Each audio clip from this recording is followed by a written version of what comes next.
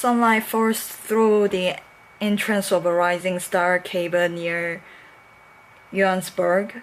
A remote chamber has yielded hundreds of fossil bones.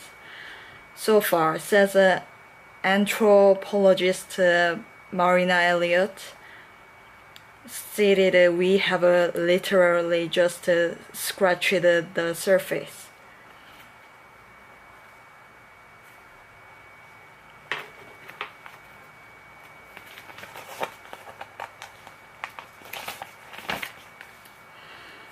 An H.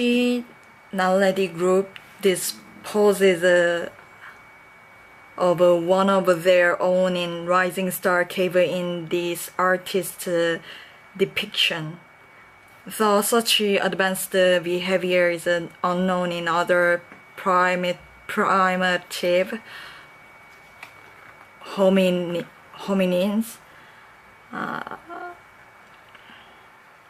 there appears to be no other option for why the bones are there, says the lead scientist Lee Berger. By Jamie Shreve, photographs by Robert Clark. On September 13, 2013, two recreational cavers named Stephen Tucker and Rick Hunter entered a dolomite cave system called Rising Star, some 30 miles northwest of Johannesburg. Rising Star has been a popular draw for cavers since the 1960s, and its filigree of channels and caverns is well mapped. Tucker and Hunter were hoping to find some less trodden passage. In the back of their minds was another mission. In the first half of the 20th century, this region produced so many fossils of our early ancestors that it later became known as the cradle of humankind. Though the heyday of fossil hunting there was long past, the cavers knew that a scientist at the University of the Witwatersrand in Johannesburg was looking for bones. The odds of happening upon something were remote, but you never know. Deep in the cave, Tucker and Hunter worked their way through a constriction called Superman's Crawl. Because most people can fit through only by holding one arm tightly against the body and extending the other above the head like the man of Still in Flight.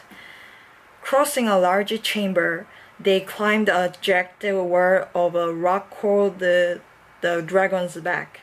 At the top, they found themselves in a pretty little cavity decorated with stalactites. Hunter got out his video camera, and to remove himself from the frame, Tucker eased himself into a fissure in the cave floor. His foot found a finger on rock, then another below it, then empty space.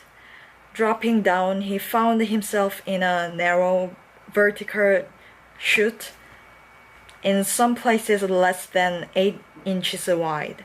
He called to Hunter to follow him. Both men have hyper-slender frames,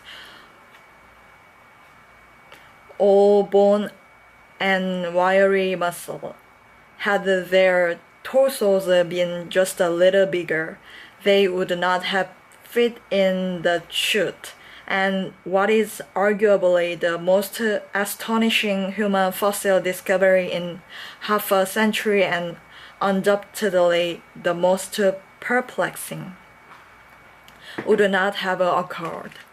Lee Berger, the paleontologist anthropologist who had asked cavers to keep an eye out for fossils is a big-boned American with a high forehead, a flushed face, and cheeks that flare out broadly when he smiles, which is a lot of the time. His unquenchable optimism has proved essential to his professional life. By the early 1990s, when Berger got a job at the University of the Witwatersrand, and had begun to hunt for fossils, the spotlight in human evolution and had long since shifted to the Great Rift Valley of East Africa. Most researchers regarded South Africa as an interesting sidebar to the story of human evolution, but not the main plot. Berger was determined to prove them wrong, but for almost 20 years the relatively significant finds he made seemed only to underscore how little South Africa had left to offer. What he most wanted to find were fossils that could shed light on the primary outstanding mystery in human evolution, the origin of our genus, Homo, between 2 million and 3 million years ago.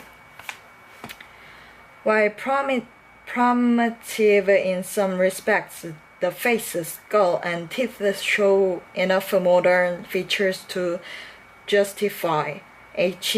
nowadays placement in the genus Homo. Artist Gertsch spent some 700 hours reconstructing the head from bone scans using bare fur for hair.